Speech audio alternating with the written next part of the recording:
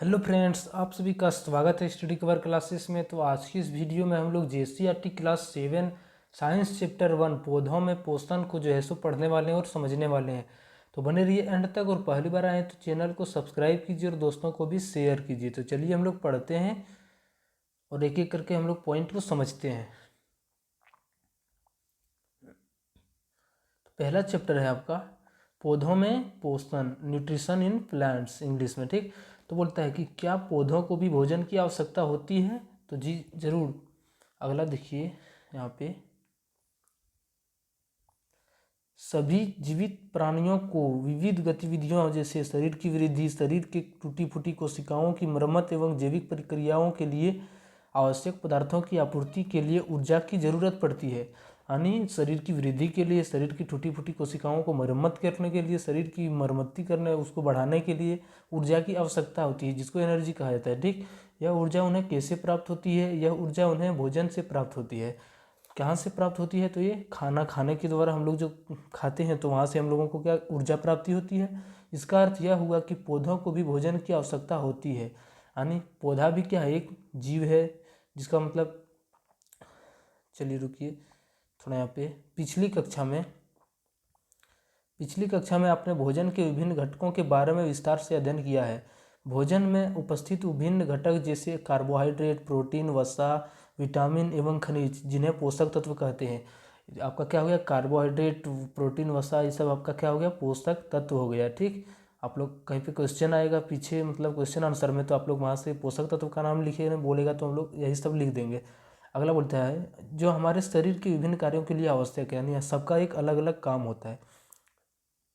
पौधों के लिए भोजन कौन बनाता है? तो पौधों अपना भोजन जो है सो स्वयं बनाता है। तो पौधा भी मतलब क्या है? एक जीव है, जिसमें मतलब पत्ती होते हैं, सबका जो भोजन बनाता है किससे बनाता है? चलिए इसके बारे में आगे पढ़ते हैं। और यहाँ पे देखिए, प्रकाश संश्लेषण, पौधों में खाद्य संश्लेषण का प्रक्रम, यानी प्रकाश संश्लेषण के द्वारा क्या पौधे जो है सो अपना खाना बनाता है। और पौधे में जो खाना बनाता है वो कहाँ पर बनता है? तो हरी पत्तियों में बनता है। ठीक, इसके बारे में टोटल डिटेल हम लोग पढ़ेंगे।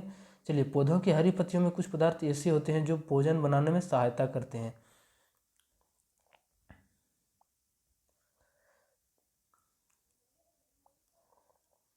उसके बाद भोजन का उत्पादन संश्लेषण हरी पत्तियों में होता है, इसलिए इसे भोजन उत्पादन का कारखाना या खाद्य कारखाना कहा जाता है। Question MCQ type, objective type में पूछ सकता है कि हरी मतलब भोजन उत्पादन का कारखाना या खाद्य कारखाना किसे कहा जाता है? तो हरी पत्ती को कहा जाता है। ठीक, हम लोग यहाँ से आते हैं, हम लोग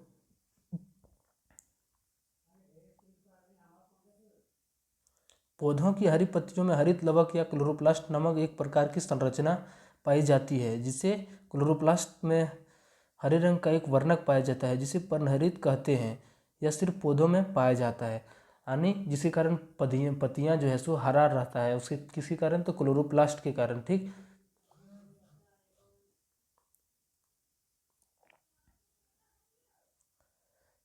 चलिए आपका क्रियाकलाप हो गया, हम लोग मेन पॉइंट पर आते हैं। यहाँ से है हम लोगों का, ठीक, प्रकाश संश्लेषण के लिए आवश्यक कच्चे पदार्थ, यानी कच्चे पदार्थ क्या क्या वो यूज करते हैं प्रकाश संश्लेषण के दौरान, यानी कौन से? हरे पेड़ पौधे जो है तो क्लोरोफिल जो है वर्णक, जो पौधे के हरे पत्तियों में पाया जाता है, क्लोरोफिल का यूज करता है, जो कि कहाँ पे पाया जाता है? हरी पत्तियों में पाया जाता है। अगला बोलता है कार्बन डाइऑक्साइड जो वायु में उपस्थित होता है, यानी हवा में क्या है? सब सारा चीज पदार्थ मिला हुआ है, हवा के साथ साथ क्या है? ऑक्सीजन है आपका, उसके बाद नाइट्रोजन है, ऑर्गन है, कार्बन डाइऑक्साइड सब मिला हुआ है। तो उसी हवा में से क्या करता है पेड़ पौधे? कार्बन डाइऑक्साइड को अपना ले लेते हैं वहाँ से। ठीक, उसके बाद बोलता है जल एवं खनिज जो मिट्टी से पौधों को जड़ों द्वारा अवशोषित होता है। ठीक, जल एवं खनिज कहाँ से लेता है? तो वो मिट्टी के अंदर से लेता है। और सूर्य का प्रकाश, जो कि सूर्य के प्रकाश की उपस्थिति में इन कच्चे पदार्थों से भोजन तैयार करने की प्रक्रिया को क्या कहते हैं? तो इसको कहा जाता है प्रकाश संश्लेषण। ठीक, और ये सूर्य का प्रकाश का भी यूज करते हैं जब ये अपना भोजन बनाते हैं।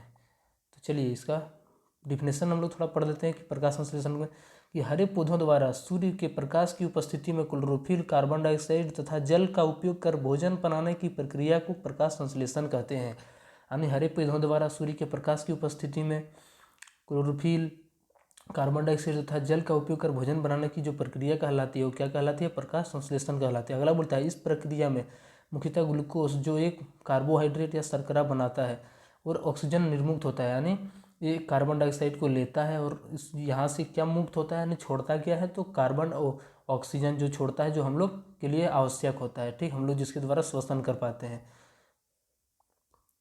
और उसके बाद प्रकाश संश्लेषण का जो है सो समीकरण होता है। क्या होता है, कार्बन डाइऑक्साइड कहाँ से लेता है, तो ये वायु से ले लेता है। उसके बाद मिट्टी से क्या लेता है, ये जल ले लेता है। उसके बाद सूर्य के प्रकाश की उपस्थिति में और किसके, पौधे के हरी पत्तियों में पाए जाने वाले क्लोरोफिल के उपस्थिति में अपना क्या भोजन बनाता है। तो क्या क्या मुक्त होता है यहाँ से, तो कार्बोहाइड्रेट जो कि क्या पदार्थ के लिए मतलब पेड़ पौधे के लिए आवश्यक होता है, और ऑक्सीजन जो वायुमंडल में जो है सो ये छोड़ देता है, तो जो हम लोगों के लिए जो है सो आवश्यक होता है। इस तरह से अपना ये भोजन तैयार करता है कौन, ये पौधे, पेड़ पौधे, ठीक। इसका जो है सो रासायनिक इक्वेशन कुछ इस तरह से होता है कि 6CO2 जो आपका कार्बन डाइऑक्साइड प्लस 12H2O यानी 12 को जो है सो 12 अणु मिलकर जल का और 6 कार्बन डाइऑक्साइड मिलकर और सूर्य का प्रकाश की उपस्थिति में और क्लोरोफिल की उपस्थिति में क्या बनाता है, ग्लूकोज बनाता है।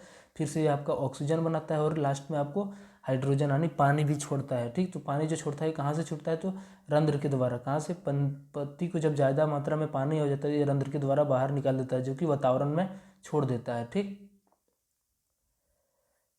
चलिए उसके बाद हम लोग इधर आगे पढ़ते हैं। ये भी आपका क्रियाकलाप है, क्रियाकलाप को आप लोग पढ़ लीजिएगा वहाँ से।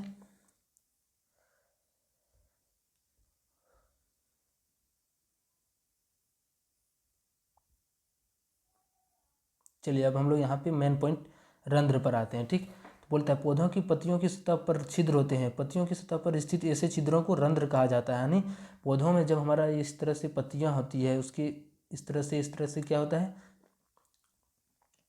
रंध्र होता है। इस सतह पर क्या होता है, इस छिद्र होता है, ठीक। इस छिद्र में, इसी छिद्र को क्या बोला जाता है, तो रंध्र बोला जाता है, ठीक। जो जिससे क्या होता है, पत्तियां अपना जो है सो जब पेड़ पौधा में पानी में ज़्यादा हो जाता है तो इसको बाहर में वातावरण में जो है सो छोड़ देता है इसी रंध्र के द्वारा, ठीक। बोलता है रंध्र द्वारा द्वार कोशिकाओं द्वारा घिरे होते हैं। पत्तियों के द्वारा दोनों ऊपरी तथा भागों में पाए जाते हैं, ये दोनों तरफ पाए जाते हैं, पत्तियों के ऊपरी भाग में भी और निचली भाग में भी। और जब माइक्रोस्कोप से देखा जाता है तो रंध्र को, द्वार कोशिका जो किस तरह से दिखाया जाता है, कुछ इस प्रकार से, ठीक, जो यहाँ पे फिगर में दिया हुआ है। उसके बाद बोलता है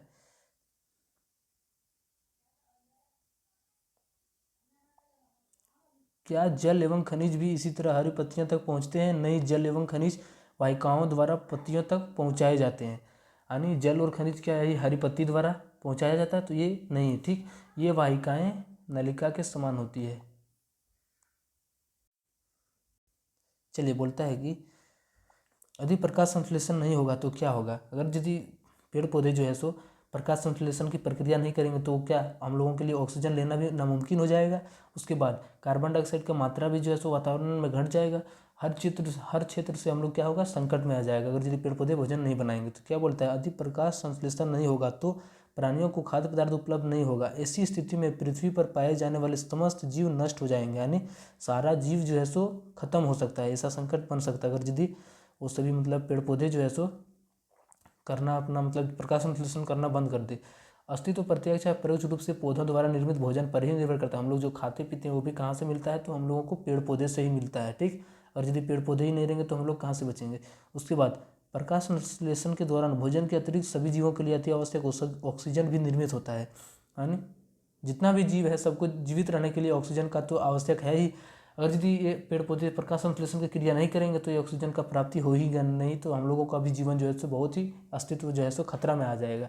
इसलिए जो है सो प्रकाश संश्लेषण नहीं होगा तो हम लोगों के लिए भी बहुत एक भयानक संकट ला सकता है। यह प्रक्रिया वायुमंडल में कार्बन डाइऑक्साइड और ऑक्सीजन के संतुलन को बनाए रखता है।